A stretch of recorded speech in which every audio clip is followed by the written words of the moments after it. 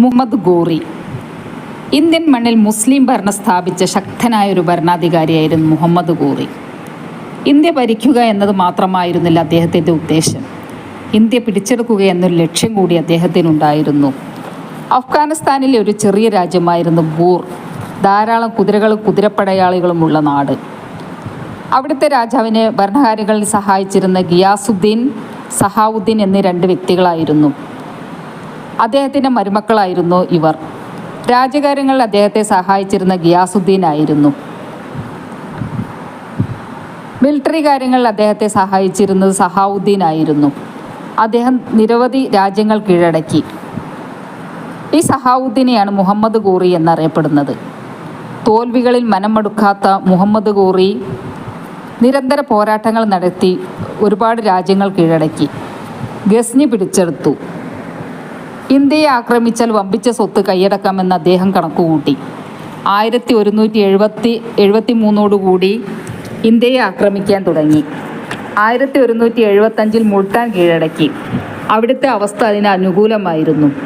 1182 സിന്ധ് പിടിച്ചടക്കി. പഞ്ചാബ് കീഴടക്കി.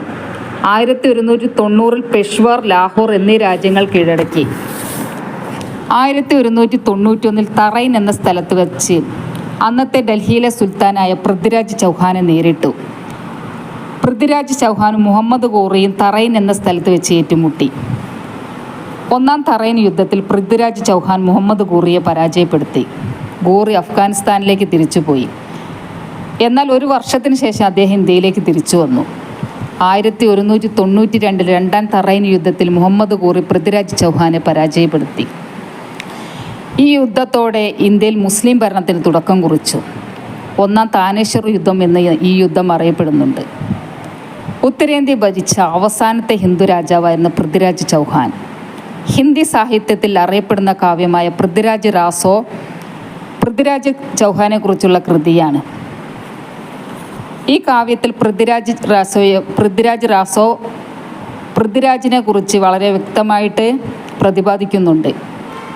ചന്ദ് ബർദായിയാണ് ഈ കൃതി രചിച്ചത്. അദ്ദേഹത്തിൻ്റെ സദസ്സിലെ കവിയായിരുന്നു ഇദ്ദേഹം.